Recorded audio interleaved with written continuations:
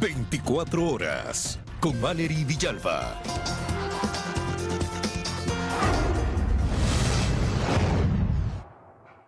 Amigos, aquí empezamos. La franja horaria de cortes de energía en el país se vuelve a modificar. Esta vez la suspensión del suministro tiene una duración promedio de 6 horas. Astrid Singre nos tiene más información a esta hora sobre el tema. Astrid, buenas tardes.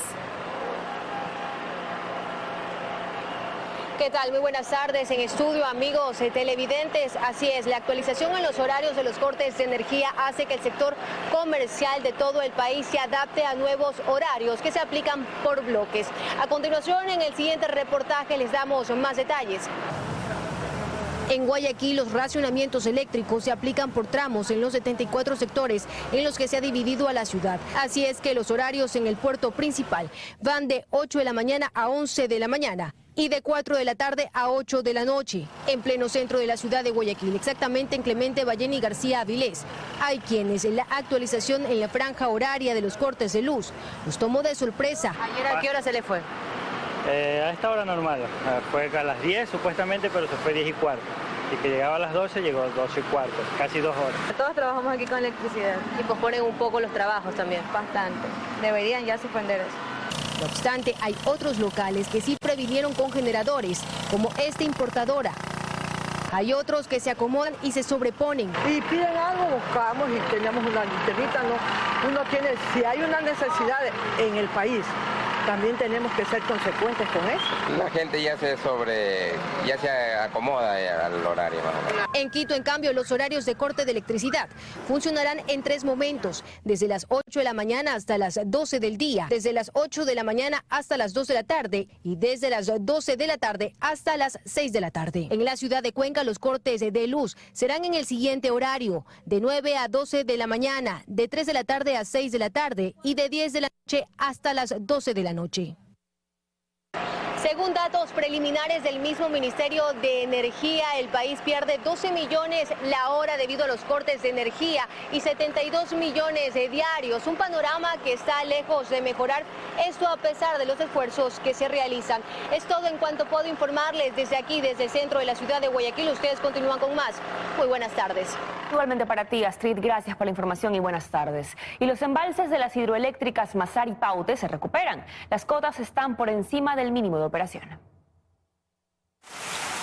Las lluvias registradas durante los últimos días han permitido que los embalses de Mazar y Amalusa se recuperen, aunque expertos energéticos aseguran que esto no es suficiente. La cota mínima de operación de Mazar es de 2.115 metros sobre el nivel del mar.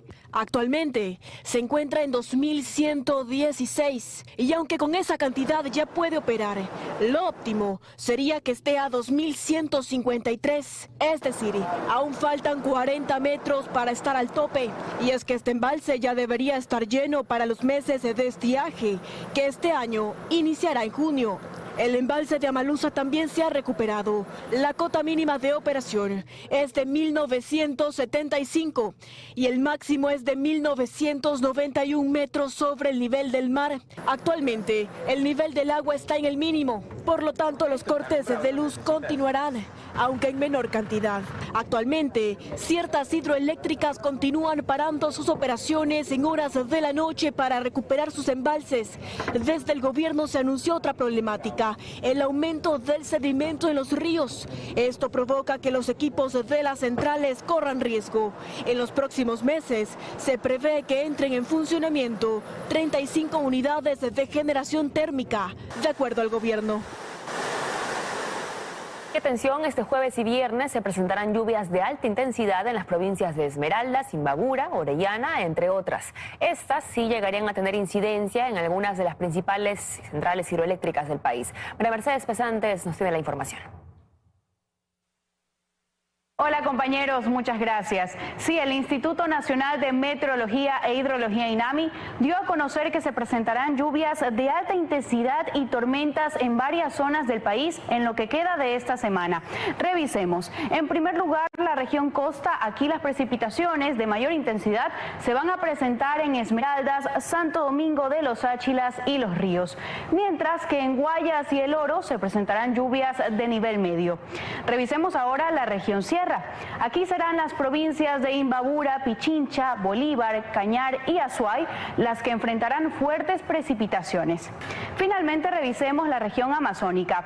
Aquí las lluvias de mayor intensidad se van a presentar en Orellana, Pastaza y Morona Santiago. Ahora, recordemos que las lluvias en la región Sierra llegarían a las centrales hidroeléctricas Pucará, Agoyán y San Francisco, mientras que las lluvias en Azuay alcanzarían el embalse de las centrales hidroeléctricas Mazar y Paute. Esa es la información, compañeros, amigos televidentes.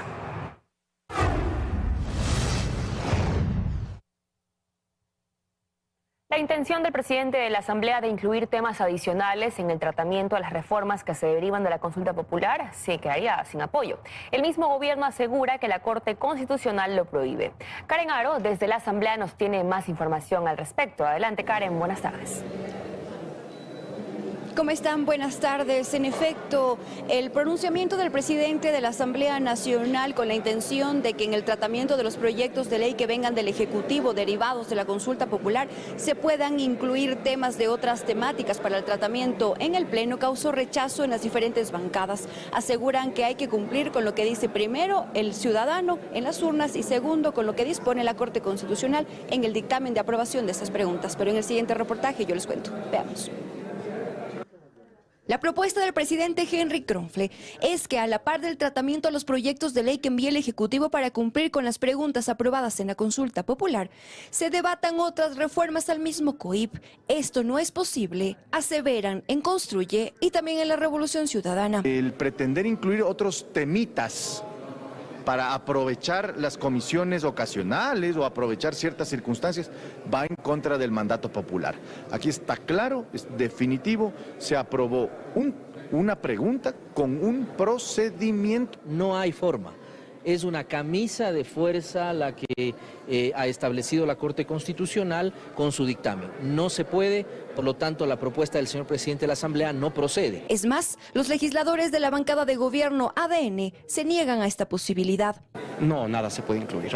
Para eso está otro proyecto de reforma que obviamente ya está aprobado en segundo debate y que paralelamente está pendiente de simplemente la votación. Tampoco habrá apoyo por parte de los independientes. Dicen que al agregar temas se podría caer en incumplimiento de funciones. Probablemente quieren incluir al último rato a otros espacios de fuerzas políticas, pero que nada tendría que ver porque se va a distorsionar el tema, no hay nada que ocultar. El Partido Social Cristiano aclara que lo que sí se puede es adecuar o modificar los textos de las preguntas que lleguen a la Asamblea para que no se contrapongan a otras leyes. Yo preferiría que para no confundir las cosas se lo haga de forma separada, porque nosotros tenemos un mandato popular. El dictamen de la Corte Constitucional prohíbe también al mismo presidente de la República y los proyectos que envíe hacer modificaciones y a la misma Corte revisar dicho dictamen posterior a la consulta. Y bien, para finalizar, contarles que a esta hora en el Pleno de la Asamblea Nacional se retomó el juicio político en contra del exministro de Energía Fernando Santos Albite. La intención, al menos de todas las bancadas, es de que sea procesado porque la crisis energética aún afecta al Ecuador. Esa es la información, compañeros, a esta hora. Continúan ustedes. Que tengan una buena tarde. Igualmente para ti, Karen, buenas tardes. El Consejo Nacional Electoral instaló la audiencia de escrutinio nacional para conocer las actas de 16 juntas receptoras del voto. A esta hora nos trasladamos hasta las instalaciones del CNE con Daniela Valencia. Hola, Daniela, buenas tardes. Buenas tardes, así es, desde las 11 de la mañana las autoridades del Consejo Nacional Electoral examinan las actas levantadas por 16 juntas provinciales, esto es, verifican los resultados obtenidos en las juntas receptoras del voto. Hasta el momento no se ha dado ningún tipo de objeción, recordemos que hasta el día de hoy este proceso de escrutinio ya ha concluido en 20 provincias del país, aún resta que concluya en la provincia del Guayas, Manabí, Morona, Santiago y Pastaza, que tiene un avance cercano al 96,2%. Lo mismo ocurre en las 3 circunscripciones del exterior, esto es en Estados Unidos y Canadá, Europa, Oceanía y Asia, y también en Latinoamérica, el Caribe y África, con un avance cercano al 88,2%. Es decir, el procesamiento hasta ahora a nivel total es del 99,55%. Solo hasta terminar este proceso de escrutinio, el Consejo Nacional Electoral podría computar los resultados numéricos de cada una de estas preguntas preguntas para ya prepararse para la proclamación de resultados oficiales. Para que se dé esto tienen que correr ciertos tiempos. Por ejemplo, el Consejo Nacional Electoral tendrá un día para notificar a los sujetos políticos. Ellos podrían presentar recursos legales o administrativos al Consejo Nacional Electoral, que tiene 2 días para pronunciarse. Luego corren 3 días más para que esto quede en firme o se dé una impugnación al Tribunal Contencioso Electoral, que tendría 15 días más para emitir una sentencia. Solo hasta eso el Consejo Nacional Electoral podría ya proclamar los resultados oficiales. A esta hora nosotros continuamos a la espera de hablar con las autoridades del CNE, así que continuaremos aquí para darles más información en nuestras siguientes emisiones. Buenas tardes. Buenas tardes, Daniela. Estaremos atentas entonces. Vamos con otros temas. El juicio de Carlos Pollitt en Estados Unidos podría desencadenar nuevas investigaciones en ese país y en Ecuador tras los delitos confesados por los testigos que presentó Fiscalía durante el proceso. En la trama del lavado de activos, John Pollitt, hijo del excontralor, es una pieza clave en Ecuador. Fue sobreseído. En 11 días hubo testigos, confesiones y aparecieron más pistas a seguir. El juicio contra el excontralor Carlos Pollitt en Miami podría ser el punto de partida de otras investigaciones en Estados Unidos y en Ecuador. En la trama, John Pollitt, hijo del excontralor, tomó un papel protagónico, pues fue a través de firmas vinculadas a él que varios de los millonarios sobornos recibidos por su padre se transformaron en bienes inmuebles adquiridos en Miami. Para el Departamento de Justicia de Estados Unidos es el principal cómplice. En las investigaciones se referían a él como co-conspirador 2, por lo que sin problema podría abrirse una investigación en su contra. Durante el proceso, sin embargo, no asistió presencialmente y tampoco se habló de su paradero. En Ecuador, a finales de 2020 fue sobreseído en casación tras haber sido condenado a 3 años de prisión como cómplice de su padre en el caso Odebrecht. Pero durante los testimonios aparecieron otros nombres. El empresario de reaseguros Diego Sánchez, quien confirmó el pago de sobornos al excontralor, pero quien también habló sin dar mayores detalles de presuntos actos de corrupción en los que también habría participado el exministro del Interior José Serrano y que tuvieron lugar en Estados Unidos. El ex superintendente de bancos y actual alcalde de Milagro por la Revolución Ciudadana, Pedro Solines, fue mencionado también y no pocas veces. Su rol, según Sánchez, el de intermediario en gestiones puntuales. Y, aunque aquello fue negado en su testimonio, así también lo describió Juan Javier Rivas Domenech, expresidente de Seguro Sucre, que en ese país se declaró culpable, fue condenado y en mayo será deportado a Ecuador. Pero incluso el mismo Carlos Pollitt podría ser investigado por otros presuntos sobornos que no se conocían hasta ahora. Entre ellos, por ejemplo, el de $500.000 que habría entregado Diego Sánchez a cambio de obtener de vuelta contratos de reaseguros. O el de $400.000 que una reaseguradora habría pagado a Pollitt por gestionar la póliza de Coca-Cola Sinclair. Esto sin tomar en cuenta que el excontralor tiene ya una deuda pendiente con Ecuador desde 2017, 6 años de prisión y $40 millones como reparación, que no ha cumplido.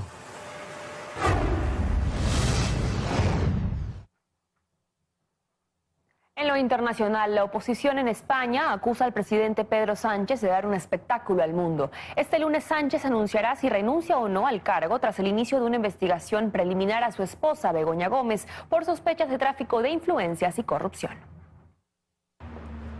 Los calificativos al anuncio de posible dimisión del presidente socialista Pedro Sánchez no se hicieron esperar casa adentro. Un presidente digno de nuestra nación no lo somete al bochorno internacional como el que estamos viviendo. En el momento en el que siempre hay algún momento de crisis, siempre juega un poco con eso. Entonces yo creo que va a ser como este anuncio para que pues la gente igual reflexione o surja cierto sentimiento de culpabilidad, pero luego va a seguir todo igual. O sea, yo creo que es un poco estratégica. Sánchez, en el poder desde el 2018, anunció la tarde de este miércoles que estaba considerando renunciar a su cargo tras la apertura de una investigación contra su esposa por tráfico de influencias influencias y corrupción. Esta investigación preliminar, que el tribunal anunció que está bajo secreto, fue abierta ante una denuncia de la asociación Manos Limpias, considerada cercana a la extrema derecha. Según el medio digital El Confidencial, que reveló la información, la investigación es sobre los vínculos de Begoña Gómez con el grupo turístico español Globalia, propietario de la aerolínea Air Europa, cuando esta última mantenía conversaciones con el gobierno para conseguir un rescate durante la pandemia de COVID-19. La denuncia tiene muy pocos visos de prosperar, o sea, más allá de que el juez la ha aceptado, que ha sido lo sorprendente. Y esta denuncia proviene de un sindicato ultraderechista, que se llama el Sindicato Manos Limpias, que ya ha tenido otras denuncias muy publicitadas a lo largo de su historia. Y este sindicato, en su denuncia, lo que sorprende es que lo hace a través de recortes de prensa, es decir, no aporta nada. Un anuncio sin precedentes y que tiene a más de uno analizando quién podría ser el sucesor de concretarse el paso al costado. Y eso abre un escenario en el cual el Partido Socialista, que ahora mismo gobierna en coalición, según las encuestas, podrían no renovar el gobierno. El líder del Partido Socialista Obrero Español, quien dijo anunciará si deja el cargo o no este lunes, atribuye la denuncia contra su esposa a una operación de acoso y derribo por parte de la oposición.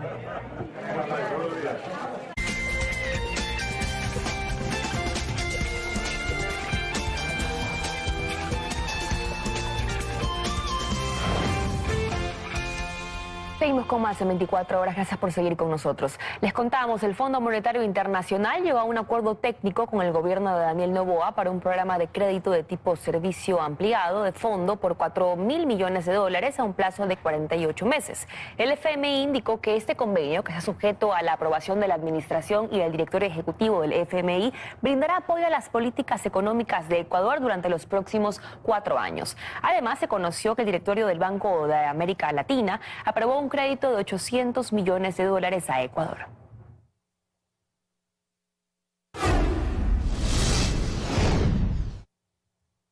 El Comité de Asociaciones Público-Privadas aprobó la inscripción de los primeros 8 proyectos bajo este modelo en el Registro Nacional. Esto suma 2.300 millones de inversión. Belén Merizalde está en la Presidencia de la República, en donde se desarrolló una reunión de este cuerpo colegiado. Hola Belén, cuéntanos. Buenas tardes.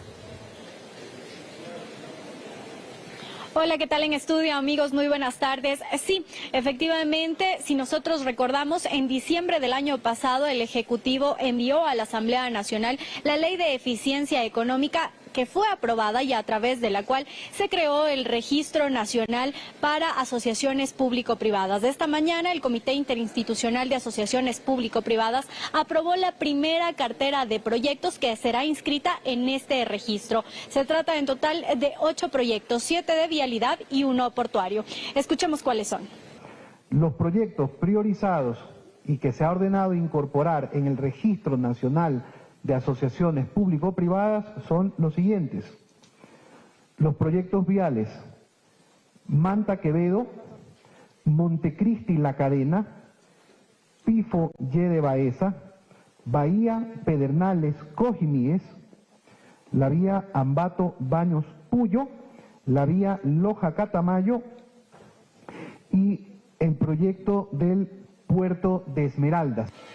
Según el secretario de Asociaciones Público-Privadas, también se trabajará progresivamente en la inclusión de proyectos que tengan relación con el sector eléctrico. Finalmente, señaló que una vez que estos proyectos consten ya en este registro, viene la etapa de estructuración. ¿De qué se trata? Escuchemos. Los proyectos pasan a la etapa de estructuración, donde se contratan expertos para que analicen y estructuren, es decir, armen los mejores proyectos para que los inversionistas nacionales e internacionales puedan presentarse con sus ofertas. Luego de la estructuración pasaremos al concurso público y posteriormente a la ejecución del respectivo contrato. Sin embargo, el gobierno no ha logrado definir un plazo para que estos proyectos se puedan ejecutar y podría ocurrir lo mismo que ya pasó en el gobierno del expresidente Guillermo Lasso, en donde se lanzó una cartera de aproximadamente 40 proyectos que podían entrar bajo esta modalidad, pero finalmente se terminaron ejecutando 2. Esa es la información que comparto con ustedes a esta hora. Siguen con más desde estudios. Muy buenas tardes. Igualmente para ti, Belén, gracias por la información. Y en otro tema les contamos que Roberto Izurrieta renunció a la Secretaría de Comunicación de la Presidencia de la República. Izurrieta deja el cargo luego de 5 meses al frente de la comunicación del gobierno. Se conoce que Roberto Izurrieta ocupará otro cargo designado por el primer mandatario. Irene Vélez sería la nueva secretaria de Comunicación. Vélez es consultora política y actualmente asesora del presidente Noboa. Y desde el Consejo Directivo del Seguro Social se ha planteado la idea de revertir la cuestionada venta del Hotel Quito. Esta construcción, considerada patrimonio de la ciudad, podría regresar a manos del IES. Colectivos y ex autoridades de la capital se sumarían a la pretensión. El propósito de revertir la venta del Hotel Quito a favor del Seguro Social gana apoyo entre quienes han peleado por preservar un bien histórico y patrimonial, que por esas mismas razones no podía ni debió ser vendido. El exalcalde de Quito, Roque Sevilla, también se suma a la idea de cristalizar la propuesta del actual Consejo Directivo del IES. Tiene toda la razón el director del Seguro Social, de señores, vamos a revisar eso, reconociendo lo que sea a la firma china que corresponda y que sea el Seguro Social el que revive al hotel, que creo que apoyaríamos esto como una solución. Recordemos que la cuestionada venta se ejecutó en abril del 2016 en medio de una oscura transacción que tuvo como protagonista al entonces director del IES, Richard Espinosa. Espinosa fue quien lideró la venta en favor de la empresa China Road and Bridge Corporation. Esa venta cuyo precio también estuvo en entredicho y es lo que ahora se investiga para deshacer uno de los peores negocios del IES en tiempos de la Revolución Ciudadana. Esta vez el Consejo Directivo del Seguro busca una salida legal y justa para la ciudad. Nosotros hoy estamos investigando si esto fue una lesión enorme para el Instituto Ecuatoriano de Seguridad Social. Y siendo que estaba en manos de la Seguridad Social, ha sido transferido de una manera poco clara a esta compañía y queremos investigar eso y el precio de la transferencia. No obstante, en esta misma línea, la Comisión Nacional Anticorrupción se ha pronunciado por la irregular venta ejecutada en el sombrío paso de Richard Espinosa por el IES. Ha señalado que la venta del Hotel Quito fue irregular. La reversión del Hotel Quito al IES es inapelable y así lo han planteado ante la Fiscalía desde el 2020, según el comunicado. Además, la firma china no se distingue por tener un historial muy bueno con el municipio. El camino, dicen en el Consejo Directivo del IES, está casi trazado. Una demanda por lesión enorme, lo haremos. ¿Cuya consecuencia sería cuál? Que nosotros debemos recuperar el predio y o pagárselo en el valor actual o en el valor que recibimos a su actual propietario. Es decir, lo que nosotros pretendemos es recuperarlo para que siga siendo el IES y luego concesionarlo a una industria, a una hotelera internacional. ¿Revertir la venta? Estamos averiguando si es posible revertir la venta, sí es. Y no se descarta que se sumen ex autoridades, colectivos y voces de la ciudad que buscan salvar la histórica edificación de los años 50. Un hotel que tiene historia, un hotel patrimonio de Quito, que un día fue subastado en medio de la oscuridad.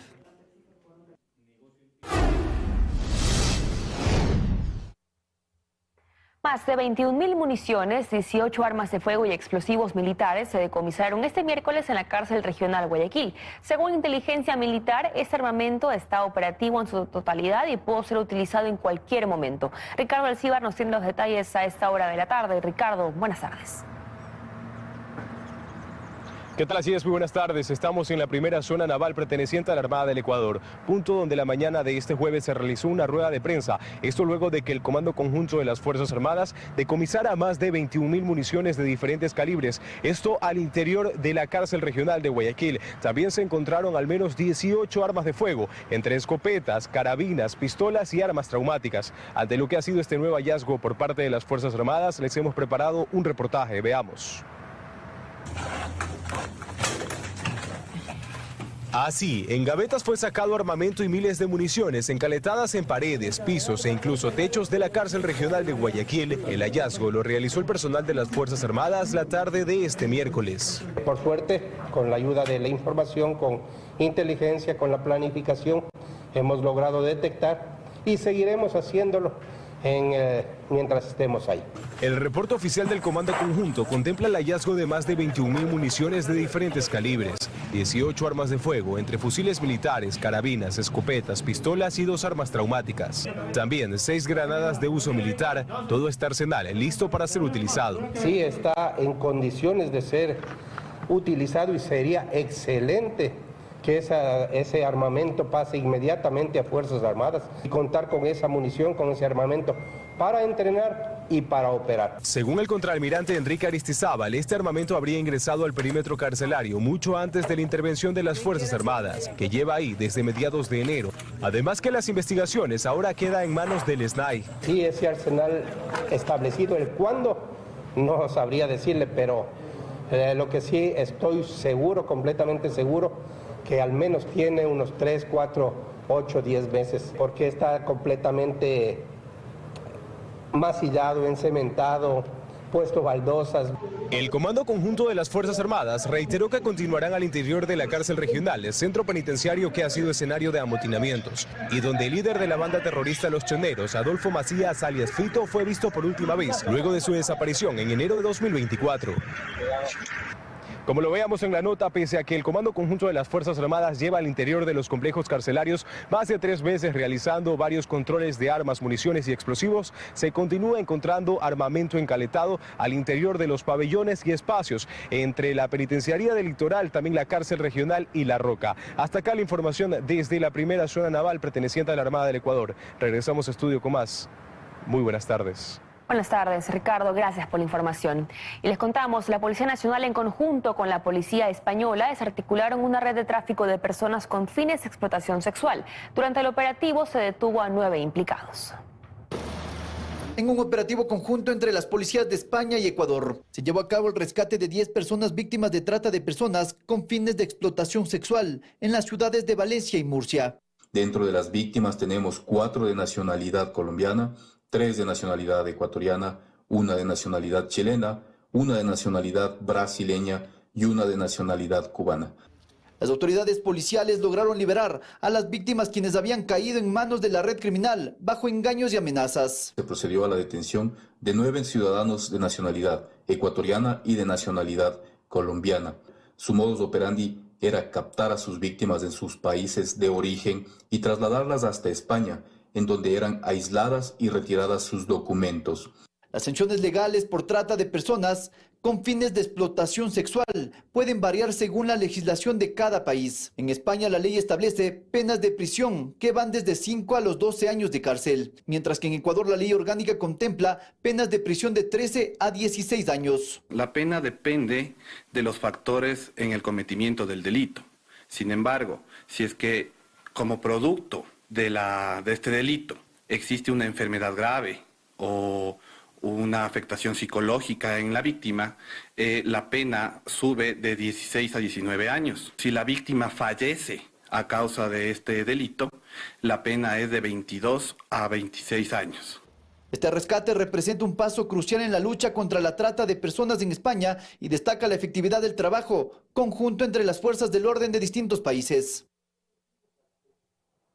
Momento de una pausa, amigos. Para el volver les contaremos, se realizó en Quito un mega operativo por la seguridad. 900 funcionarios públicos participaron. Además, siguen las protestas pro-palestinas en distintas universidades de Estados Unidos. En las últimas 24 horas se arrestaron a más de 120 personas. Los detalles se los damos al volver.